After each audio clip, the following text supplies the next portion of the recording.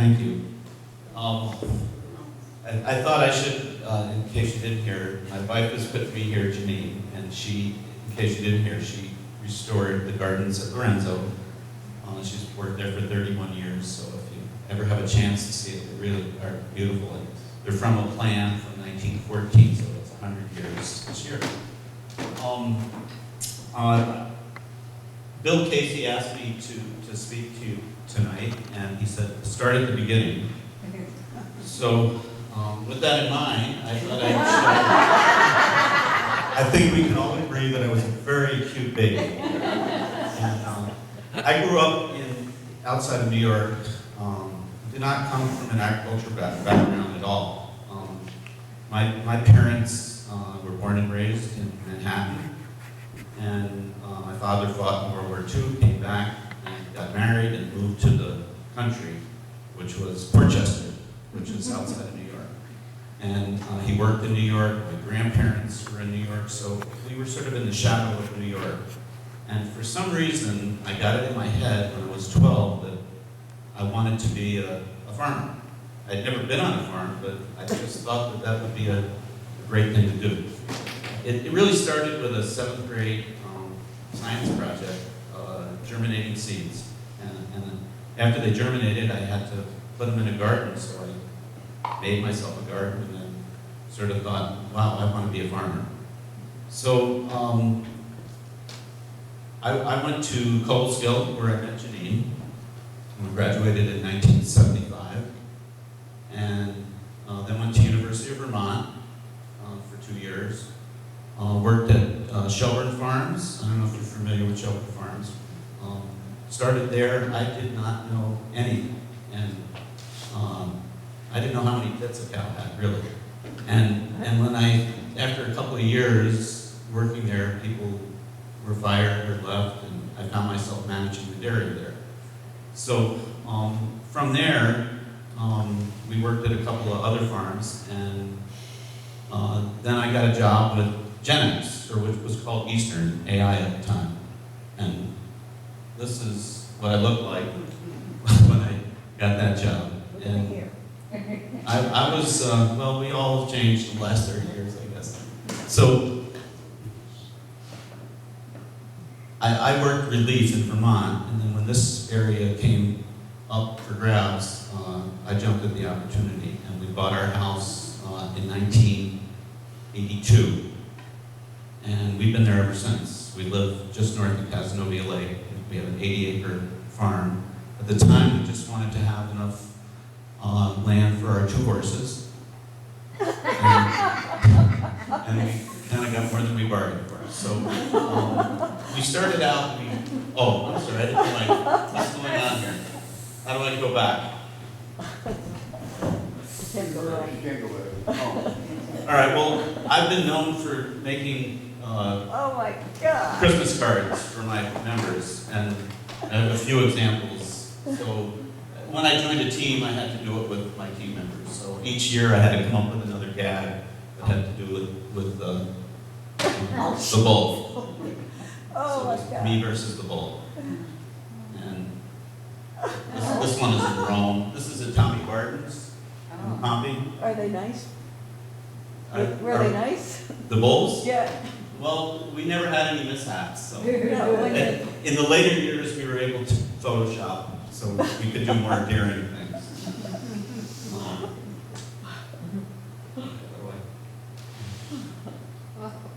Oh, it's terrible. And this is, after I did this one, I thought I couldn't get any better than that. This is where our farm is. Here's Casanova. We're just north of Casanova Lake right there. So please come visit us.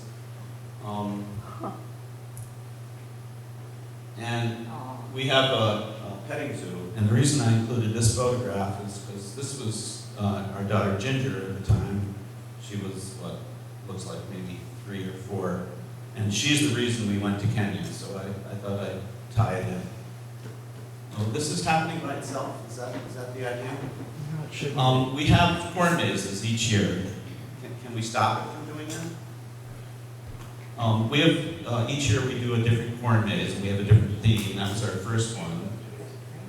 Was a locomotive. And that's really by itself. Yes. You watch it. And then we had, I Love New York was our next. Oh, cute. And I'm just including a few here. How do we stop If there's this? some way, I don't know anything about that, if there's some way you could use this one, you could use the arrows. Okay. All right, well, how do we, all right, this is one that we did. We tried to stir up rumors that there was a giant unveiled that created this. Just stand it over here. Sure. Sure. And then how do I stop You it? could use it shouldn't do anything by itself. Well, it is. Yeah. This is my favorite. The Stratocaster. And when we did this one, if I press this, will it stop? No. This is Jerry from Ben and Jerry's who came. We happened to know him when we were in Vermont, and so we did the ice cream cone that year. And Jerry was scooping ice cream for us one day. Wow. And we did Bugs Bunny a couple of years ago.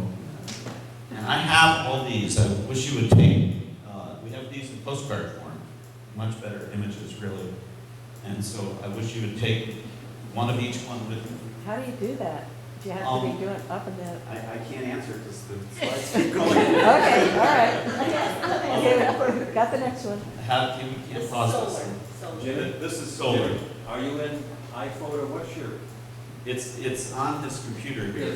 go into your settings Yes. and And stop. and you should can be able to stop stop it. So, it. because there's things I Yes. want to talk about that. This is terrible.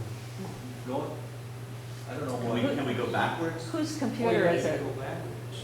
Okay. Whose Let me go computer? back here. To where, I've never seen this happen before. did I, maybe I pressed something on the. Oh. In the settings, he's correct. You stop it in settings. Okay. Sorry, Wow. folks. Yeah, that's right.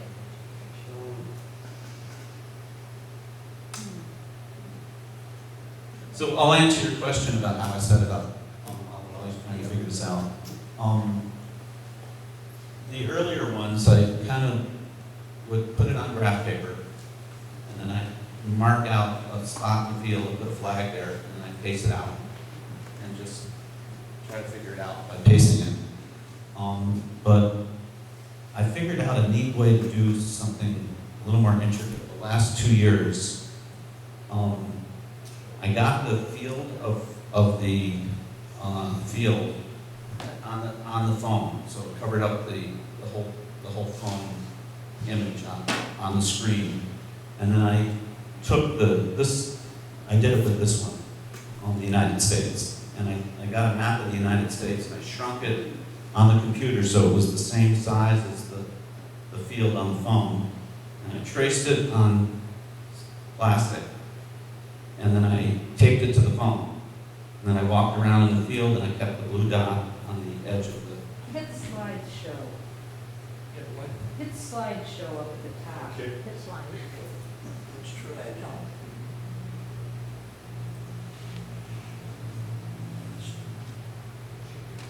Timings, get rid of all the timings. There you Yeah. go. Yeah, get rid of that. Get rid of that. Okay. No, I hope so. And then, how do you move it Then forward? it says show Return? media controls. Which slide would you like to be on? We could go a little further. I didn't know that. Let's see. Right. But we can start there. Well, it looks like it's doing it itself. Oh, sure. Yeah, now it's going faster. Go back to where you were, and go back to that slideshow. Go back to just settings. Put it back on? And, see where it says show media controls, and then you take that X out too. Yeah. Because somehow you gotta stop the timing Let's there. see if that works.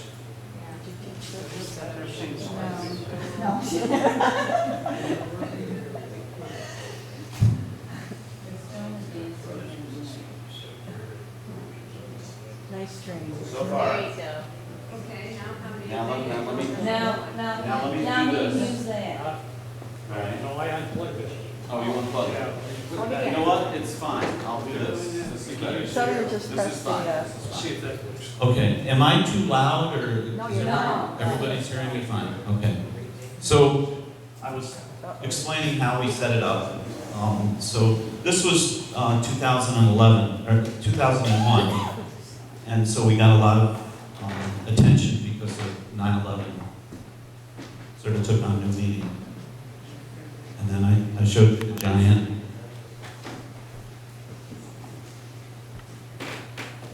And the Stratocaster. And I mentioned that Jerry was visiting us and scooped out ice cream for us. Do you have a hillside nearby where people can see this? No, you can't see it when you're on the ground. See So an airplane flying over? I was taking the picture, that was me taking the picture. You can't see it on Google Earth too recently. It's older. This is the year we put in solar, and so we have a 10 kilowatt solar power system that runs all our 100% of our needs. And so I put up, this is supposed to be a window, I don't know if you can tell, solar panel Yeah. in the sun. So, and when I put that up, I started referring people to CMY Solar did work, did a beautiful job for us. So I dabbled a little bit in sales with CMY Solar. Just thought I'd mention that. Okay, this is what we did last year. I was trying to explain. When I tried to pace it out, I started at the tip of Texas, and then I kind of figured out where I was. When I came back around, I was like over here. So I knew something was wrong. So that's when I developed this other system. This is this year's maze. Canada. Facts, What's that? facts. Yes. When we do the maze, we use the theme as an educational opportunity because we have a lot of school children that walk through the maze. So when you come to a junction in the road, you have to decide, should I go left or should I go right? This year we might have a sign that says, takes 40 gallons of sap to make 1 gallon of syrup. And then we'll give people a little key, and that'll tell them whether they turn right or they turn left. So they can go through the whole maze without, when we have the school groups, we have timing issues. So we want them to go through without making any wrong turns. So we use it as an education, as an opportunity to educate. What are the plants in the maze? It's a corn maze. Yeah. This is about 5 acres. 1 year we did a castle, a hay castle. I thought I'd include that photo. And meanwhile, while I'm doing all this, I'm a musician, and these are a couple of different groups that I've worked with. These fellows I didn't work with much, but I've worked with these guys for many years. We play kind of soul, funk. I've played some jazz as well. I play piano. Now this is Boris. It's a giant catapult, or it's a trebuchet. It's the correct term. And I had one of my customers had one of these. He lived in Palermo, and he said, "You got to do this for your business." And I just didn't get it. And then when he showed me how his worked, I was convinced that we had to do this. So I spent all winter making this with my friend, and Janine kept saying, "What are you doing? Spending all this time and all this money? I don't get it." When we put this, we started using it, and it really put our firm on the map. I mean, we had every news network was waiting online, and one day we had the 3 major networks were taking. We were on the news, so it really put us on the map. It was really quite amazing to see this thing. We throw a 20-pound pumpkin 250 feet up in the air. It takes 8 seconds hang time. there's something just incredible about it. It is kind of a guy thing. The girls sometimes don't get it. My wife says the pumpkin goes up and then it comes down. What'd you expect? But basically, I guess I should use this pointer, huh? Can I use this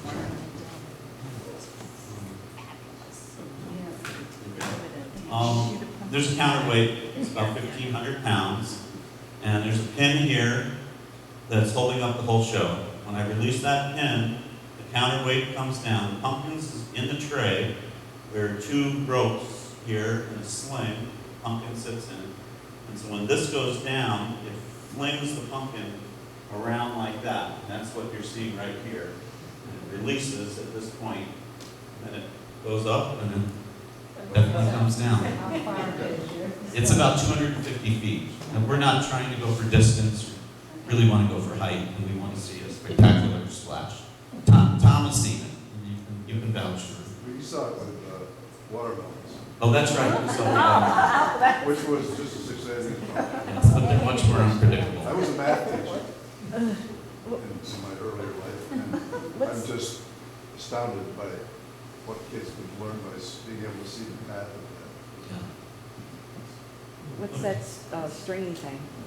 This here, Yeah, this is the sling. So this is right here.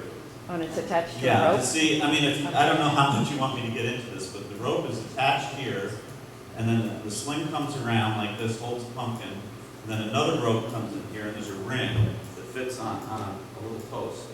And the centrifugal force holds that ring in place until it gets about 12 o'clock, and then it releases. And that's what releases the pumpkin. it. The path is interesting, but the kaplop at the end is. Yeah. That's That's a mathematical. yeah.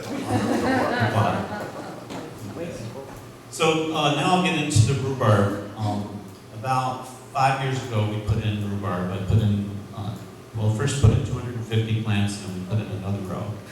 And we went to, of course you have to wait 3 years for them to mature. In the meantime, I was looking around for rhubarb everywhere I went, and Bill Casey really did help me out with that. And I tell people, most guys my age are looking at girls on the side of the road, I'm looking for rhubarb. But this just shows, while it's cooking, it's kind of a slop. Most of you have cooked rhubarb before, and this shows it waiting. It's in jars, waiting for a label. And later on, I don't know if you heard, but we have rhubarbs. There's three flavors we'd love for you to sample.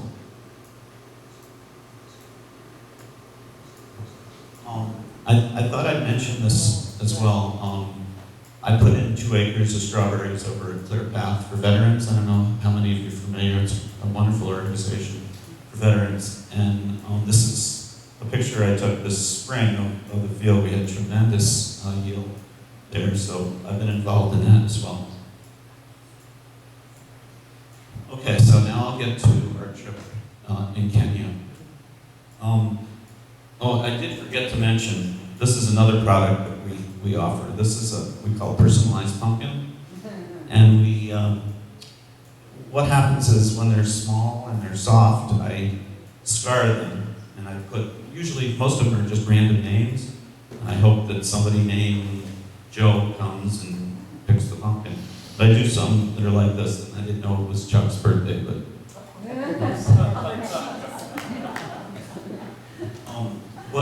I know a lot of people travel, so it's not really that big a deal to go, halfway across the world anymore.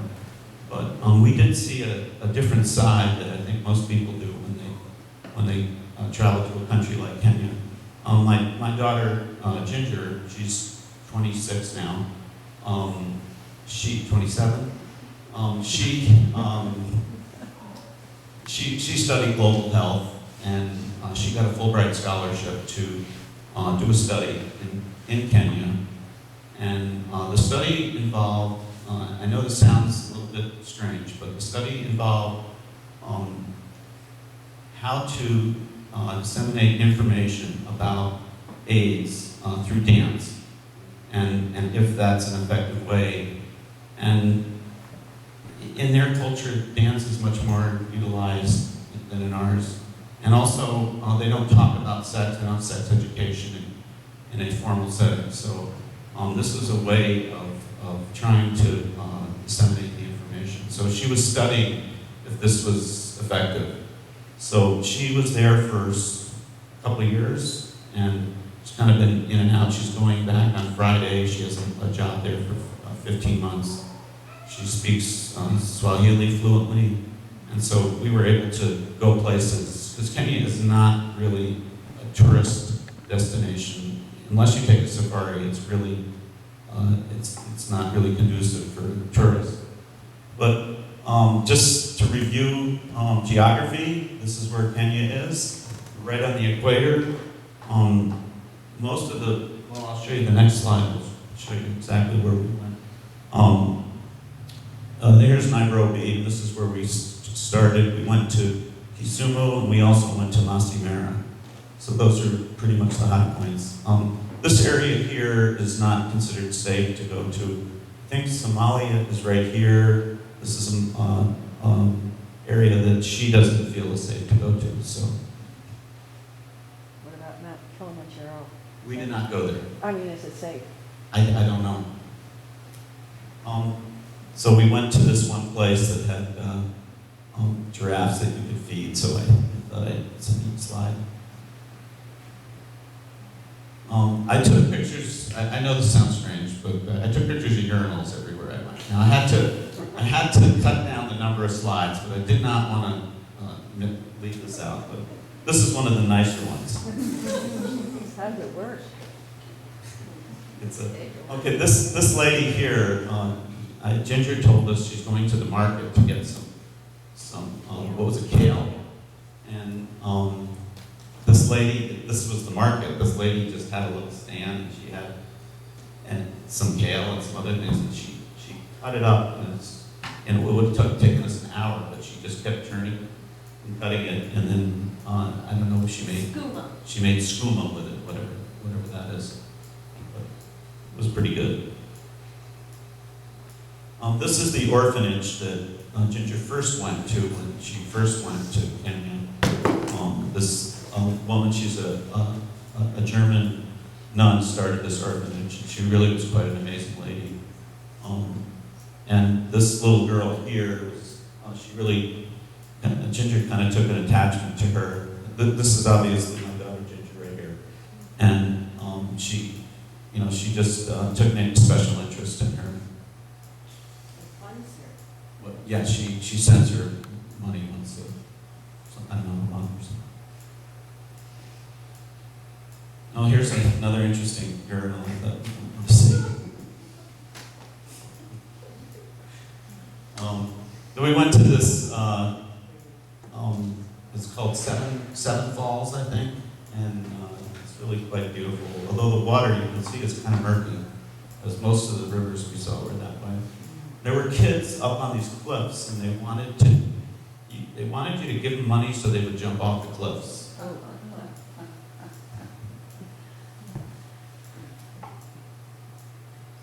This is just showing what some of the markets. As we were in the car, and I just took this picture as we drove by, but this is kind of a typical scene as you're driving by. Let me know if I'm going too fast or too slow. It's similar to the markets in Cuba. What's that? It's similar to markets in Cuba. Sure. Or outdoor. Ginger has a friend. He's actually here in the mirror there, and we set up this time where we would meet his parents and have lunch with him. So it's kind of different. At first, I was told that it was important that I eat everything I was given and finish my plate, because it was considered not polite if I didn't. So I made sure I didn't eat much in the morning, and so that I would be able to consume everything. Of course, once I finished my plate, they put more on it. But what was strange here was this was Peter's father and mother, I believe, and his aunt and his sister, maybe. Is that right?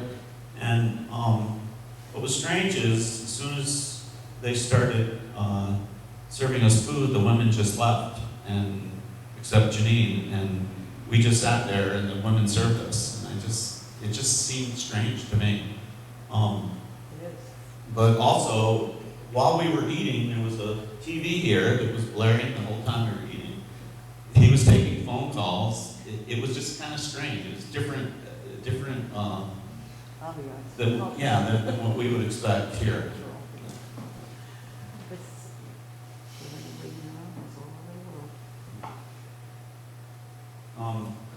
One thing we saw, and I don't want to get into politics here, but we went in 2010. There was so much pride in that country about our president that had Kenyan ancestry. So everywhere we went, we saw this in many different forms. So these children were just kind of following us around one day.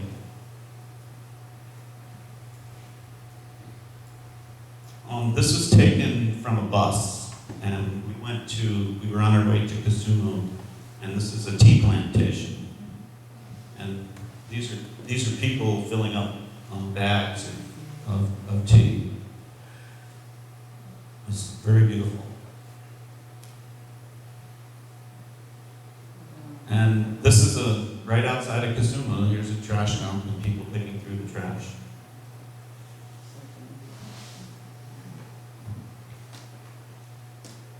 Oh, what did I do? Should I hit it again? I hit it by mistake. Oh no. Hit back. Back a sec. Where's back? So you got return and you got upper right-hand corner to go backwards, right? Get last view. Okay, thank you. What a slide to get stuck on. This is Lake Victoria. Very beautiful, but there's some sort of parasite there that you're not supposed to even touch the water. We didn't. You could look at it, but we couldn't swim or anything. Oh, this was kind of an unusual one because of the different colored balls I saw there.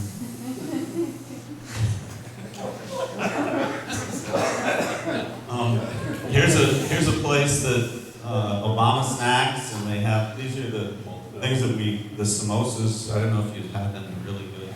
It's the type of place that my daughter said, you better not buy anything there. It's a hotel.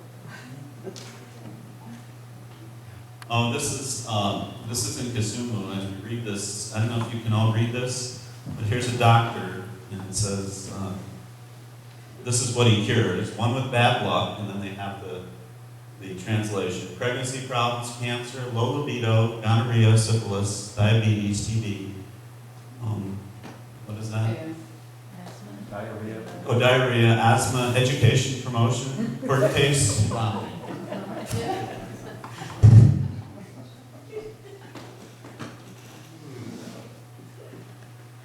The reason I put this slide in is because this is in Kisumu. It's a nice picture, but when we were there, we went into this hotel, walked right in, went to the top floor, and we took pictures. And we were sort of welcomed in, and that's how we felt everywhere. But it was one of white privilege everywhere we went. And it got to the point where I felt uncomfortable, that we were given special privileges, and it didn't really make sense.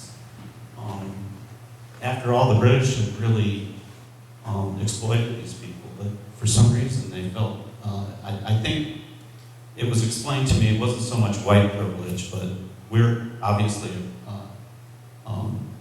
not Kenyan, and if we're just traveling there, we probably have money. So it was more about money than it was about race. But everywhere you went, you felt this. They opened the doors and they wanted you to come in, and it was nice, but it also felt uncomfortable at the same time. I think maybe they felt that you'd go home and say nice things about them and also show them nice pictures so they'd know about Kenya. Well, my daughter explained to me that she was with some friends, and somebody had to go to the bathroom and they let her right in, but then some Kenyans were with her and they didn't let her in. So it was sort of a privilege. They have that at Johns Hopkins Hospital in Baltimore, in the emergency room. If you're white, you go right in. Everybody else, the black, sits there. The reason I showed this, these are what they call matatus, and this is the form of transportation, like public transportation. And these little vans go all over the place. And there's this guy here stands like that, and he collects the money, and then he taps on his roof. And they'll get 25 people in there. They'll get chickens, and, anything. And we were in one, the door fell off.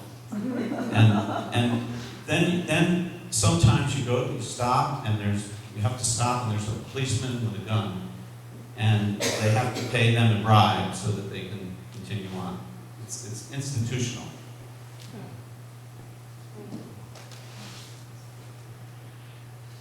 This is a group we saw in Kisumu that was doing a dance that was showing the circumcision, trying to encourage people to get circumcised because circumcision reduces age transmission by like 50%. So it was sort of a play and a dance, and it was about getting people to get circumcised so they went. I didn't understand it. I watched it. I thought it was nice, and then my daughter explained to me what was going on. And one fellow steps up, and they say, "Who would like to be circumcised?" And then the fellow steps up, and then he's afraid, and then he's okay. So they were trying to convey that to the public, so people would, not be afraid to be circumcised. Are those all men? No. I think these two are female. Janine? I didn't tell, excuse me, about when she went to a circumcision Oh, no, ritual. I did not tell that. She was asked to be part of a circumcision ritual, but this wasn't done in a hospital. It was like a 2-day affair. And the young boys, I think they're like 15, maybe 13, and they You should tell us. they have to run all night long to this river, and then they come back and they Pack it with with clay. and then they go back. So she didn't realize, first of all, being a woman, this is not typical, but she wanted to do it, so they said, okay. So they went for miles and then All got night to the long. river and covered him with clay, and then they ran back, ran back, and then when they got to the village, everyone was out and about and in a big circle, and then immediately he was like in a trance at this point, and went into the center, and whomever was decided to perform this surgical procedure, and I think they can't flinch or anything. They have to stand yes, still. yes, That was a they big closed one. their eyes, but then he was taken to a bed, but I was just reading on the news, I don't know if anybody else saw this today, there was a botched Yes. circumcision. But this is so primitive, it's amazing this goes on. Does this get confused with female circumcision? Does it get confused with it? No, I That they should don't. do it to females? I never heard anything about that when I was there, so I don't know. Yeah. A lot better to do it as a baby. Well, what about that one? Well, we just saw this man, and he had that up there, and he was so proud, so I took a picture of it. But here you go, 10,000 miles away, you see that, kind of really struck me.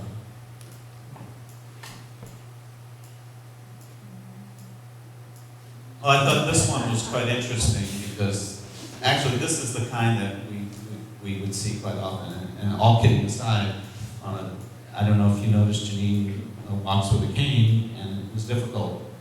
I don't know how an old lady would manage in a situation like that, but this is pretty typical of what you'd see.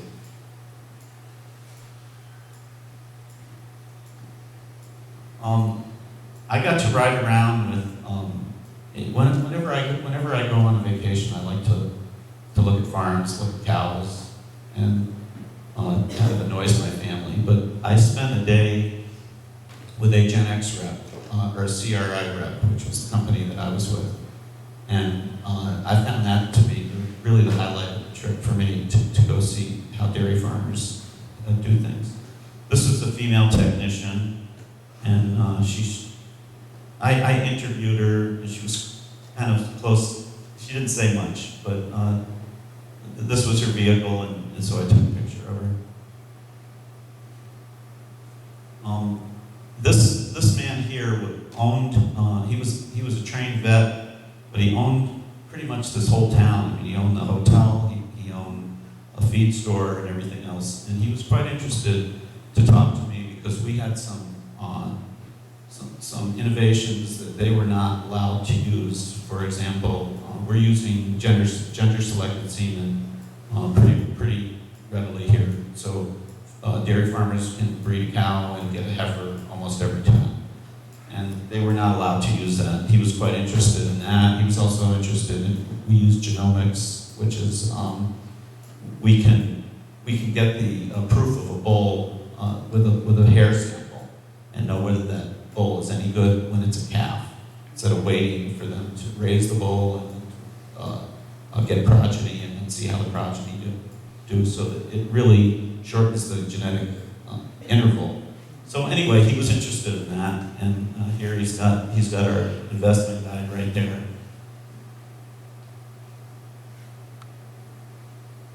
This was a feed store that he owned, and you can see all the ABS is a company here. I think this says Taurus, and here's CRI. So all the major companies, they had their semen there, and people would go to the feed store to pick up the semen. The distributors would go there. And some more tea. Is it usually on hills? It seemed that way.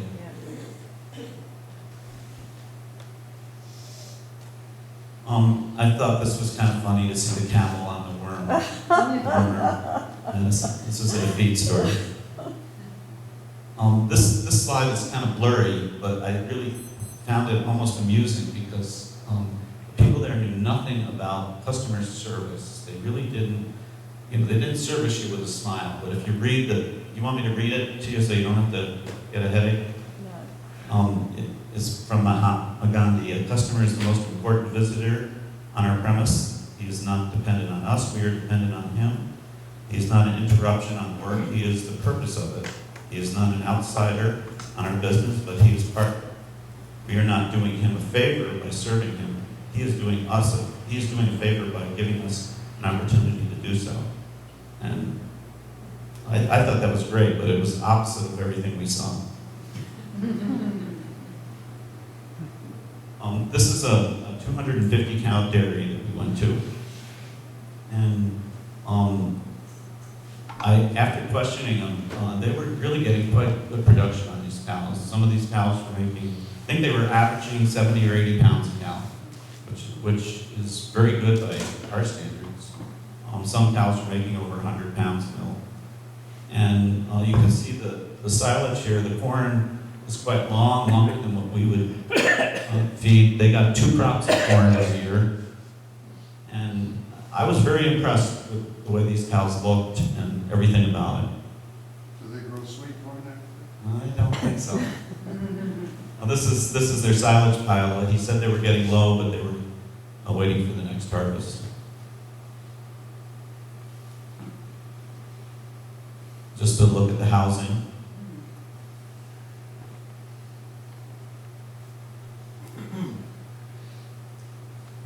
Some heifers.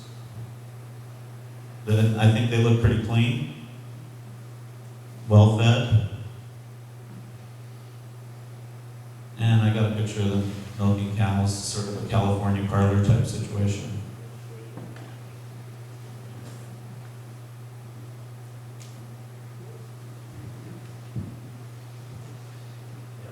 But they were still dumping the buckets of milk. You notice the man's wearing a white lab coat. Everybody does that. And like when the bus stations, everywhere you go, they try to look like official. So they wear lab coats.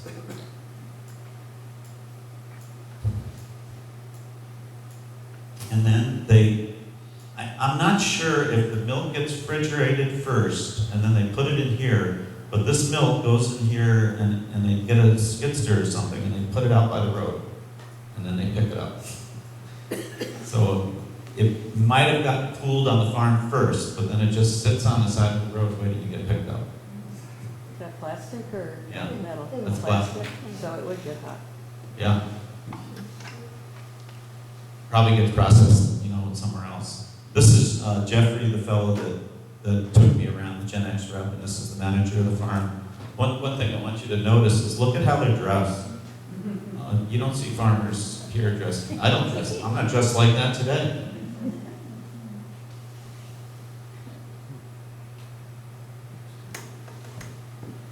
This is the second farm I went to. This is the sweetest lady. She had, I think, 17 cows, so it was a totally different situation. And I love the system that she had for the heifers.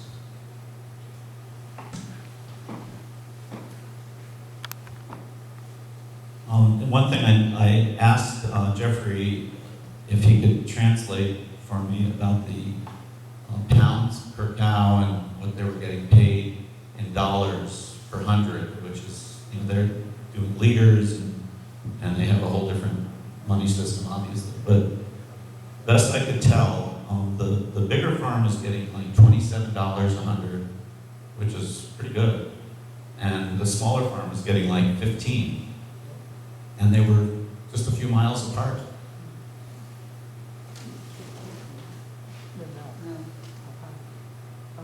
This is a type of grass that they bring the grass to a stationary chopper to chop it up to feed the cows.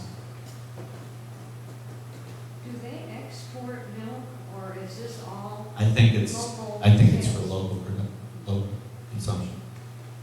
So this is a little chopper that's kind of dark, but it was kind of dark in there, so it's very good shot at it. When you contrast the lady who had 17 cows or something with the man who had many cows, did you think the rate of difference between what they were paid had anything to do with gender? I don't know. I had assumed it was just volume, but maybe it was. When I told, she didn't realize she was getting so much less. And that kind of raised her, because I kind of, was surprised. And they were, I don't know what's happened, but she was talking about bringing her milk and dumping it in theirs, trying to get paid what he got paid. I don't know if that actually happened or not. Good year.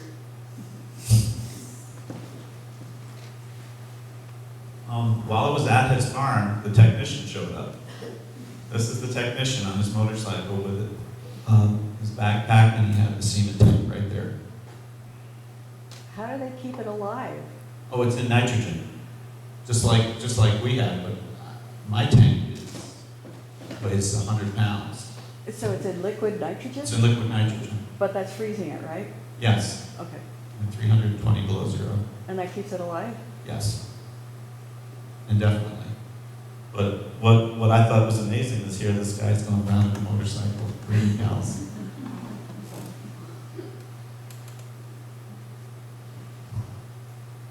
So now we made it to the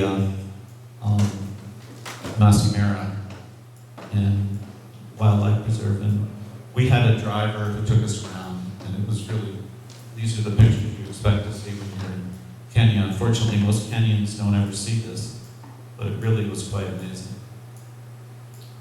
So there's some, I guess this is a gazelle.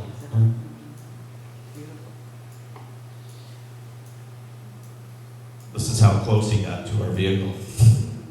Wow.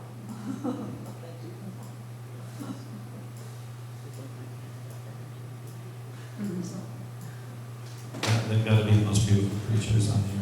Just amazing.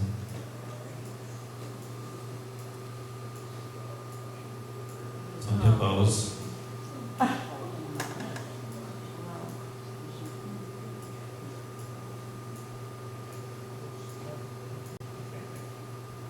This is, he told us was a heart, it's called a hartebeest, which I'd never heard of, but boy, we saw a lot of them. Hartebeest?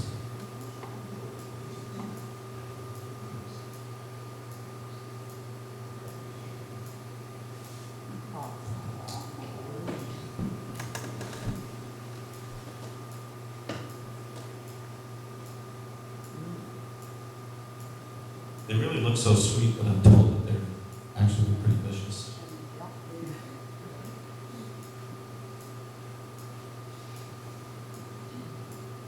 Now, this kind of scene is really typical. You see all different kinds of animals just kind of together. This is not a zoo. This is the real thing.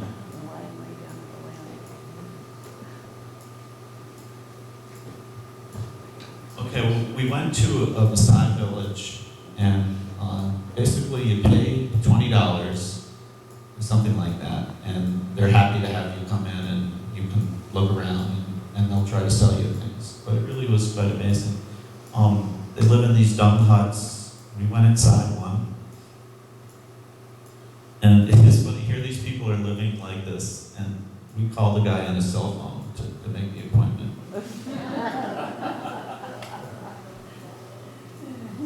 Here were the women greeting us. They did some sort of song and dance.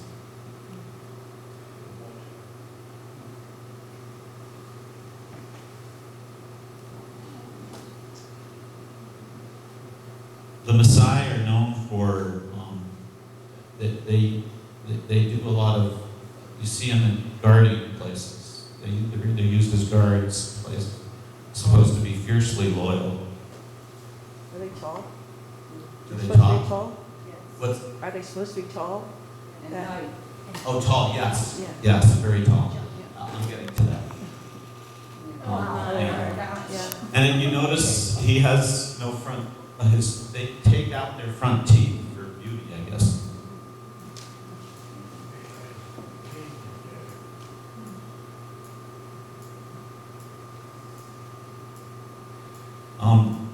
This thatch here is used to keep the lions out of their village. So they put a circle around the village with them.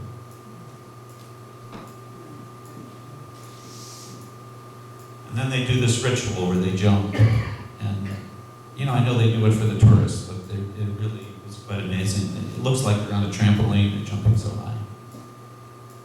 And then they got me to jump. They got about this high off the ground. Well, if you're not doing it, what time? This was the most luxurious place we stayed in Maasai. This is a tent. It has a wooden floor, but it's canvas on top. And it was so nice. There's another behind here. Over here is the bathroom. And then over here is a flashlight, which they call a torch. And when you want to go to dinner, you blink your flashlight, and then the Maasai warrior comes out and escorts you so that you don't get eaten by a lion on the way to dinner. We had warm water. Yes. Oh, and we had warm water there. That's another thing. The showers there, If there's water. if there's water, and if you have a shower, and if you're lucky to have a hot shower, they would never allow this here. You stand in the shower, and there's like an element that's heating the water as it's coming out. So you flip a switch in the shower, and there's a cord going up to it. And for a few seconds it's warm, it feels good, and then it gets scalding hot. So you shut it off, then it gets warm again, and then it gets cold, and then you turn it on, and this is how you take your shower.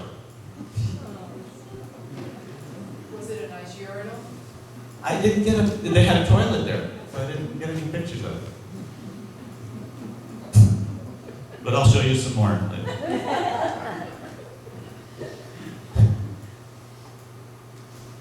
A lot of Brahma cows everywhere we went. And people, just kids, like, they were herding these cows on the side of the road everywhere.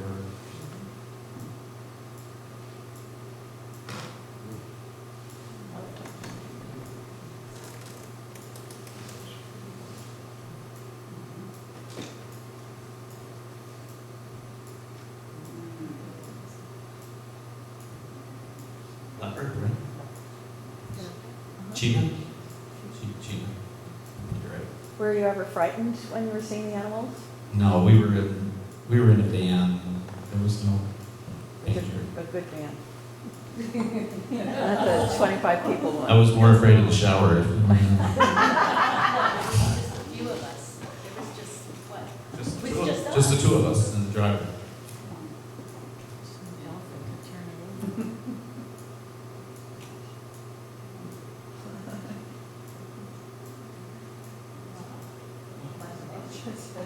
Are those ostriches? Yeah, they're ostriches. Are they supposed to be there? Yeah. Oh, okay.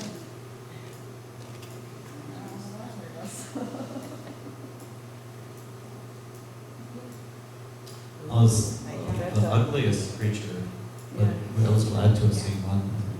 Hyena. Did you hear them? No. Did we hear her? I don't think so. I heard the coyotes last night, though. Oh my gosh.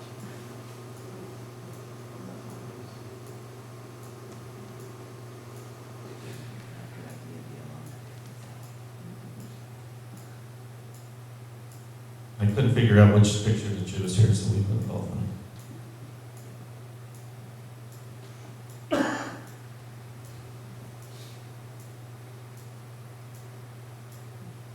It's such a typical Africa scene with the acacia tree.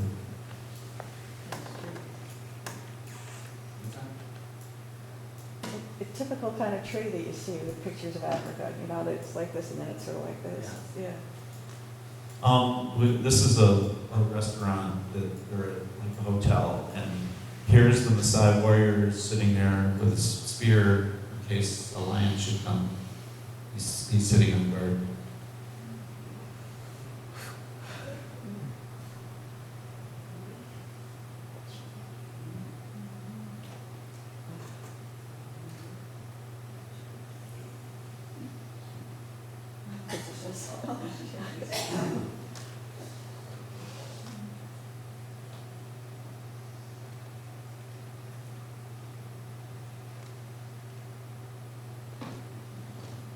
What time of year was this compared to our seasons? Because I see no young animals, they're all mature.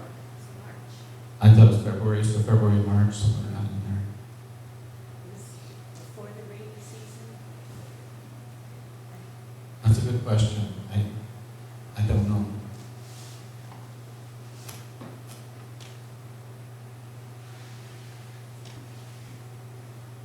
This was Janine's favorite, these war dogs. It's amazing.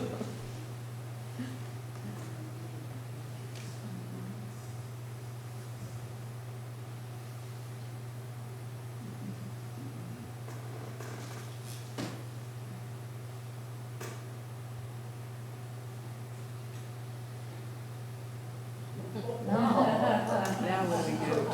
We go around them. Now, the roads were so bad that it really was no big deal to go off the road. We didn't see any zebras in the park, but when we left, boy, we saw a lot of them. They do look well fed, don't they?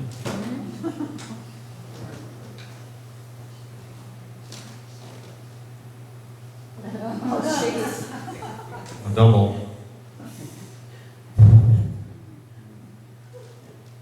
This is the only place I saw where there were tractors and some, relatively modern equipment. Most of the places we saw, they were tilled by hand with these big, huge spades.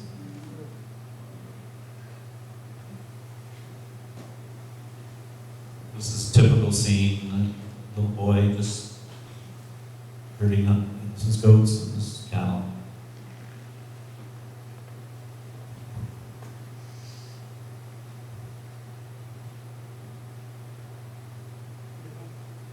I'm not sure what the crowd is here.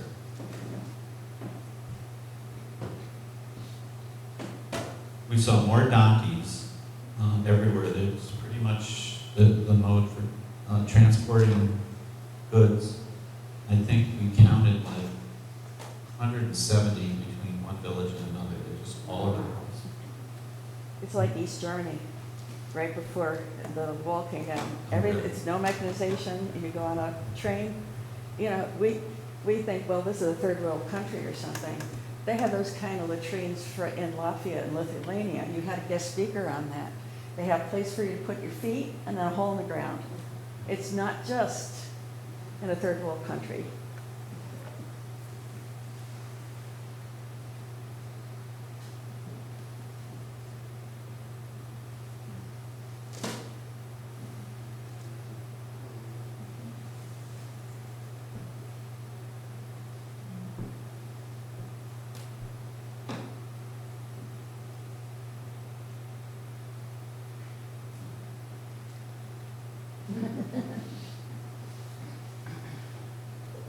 Too many?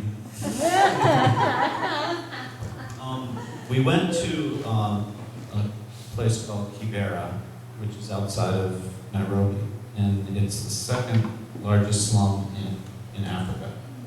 And if you, the next slide you'll see, but if you look at it, you'll say, oh my God, there must be 10,000, 50,000 people that live here. They estimate there's 1 million people that live there. They have no idea. There's no services. They don't have. We went inside. This is a caseworker, and she's there to visit this lady who has AIDS. And if you have AIDS and you go to get treatment, then quite often your family disowns you and you become, alone. So it takes a lot of bravery to admit that you have it so that you can get treatment.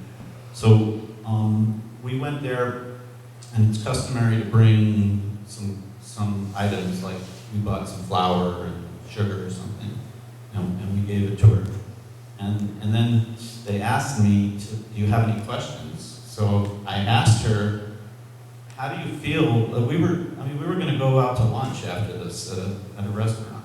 So I asked her, I said, how do you feel about us who have so much and you have so little? Do you resent it? And her answer was, no, of course not. He says, if I had it, I would enjoy it. So go ahead and enjoy it. So anyway, that kind of stuck in my mind.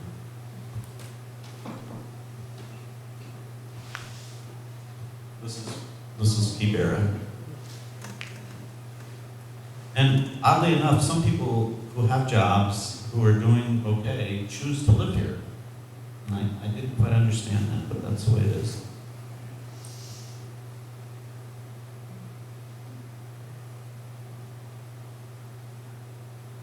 Is there less or more of a crime problem there in these crowded urban areas than we have in the U.S.? I don't know the answer to that. I don't think so, but I don't know. Why do you say they choose to live there? Have you seen houses that are much different from that? Well, because we met people who, were well-dressed, had jobs, and they were living there. They chose to live there. I think that's because that's all they knew. They were raised there. I mean, have you seen better houses that they Oh, could yeah. have lived in? Yeah, You think that they had enough money to live in a good house? I think so. Because I asked my daughter about that. I thought the whole thing was strange. It just struck me as strange. This is in the middle of Nairobi, and the reason I put this slide in is I want you to look at how well people are dressed compared to the way we dress here. And we really do stand out with our t-shirts and shorts, and sneakers and stuff compared to the way they dress.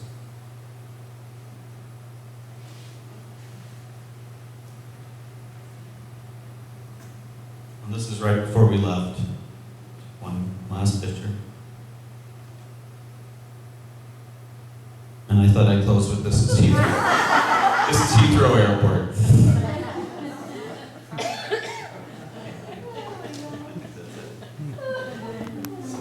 If there aren't any questions.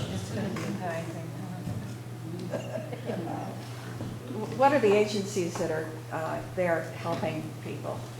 Your daughter talked about any outside agencies coming in, like Save the Children, Heifer, or other, or UNICEF? I just don't know. I'm sure they're all there, but I don't. We were just there. Well, she's working now. There are two professors from Harvard that got funding from, two professors from Harvard got funding through the Gates Foundation, and that's who she's working for now. The She begins. Tell her Gate. what she's doing.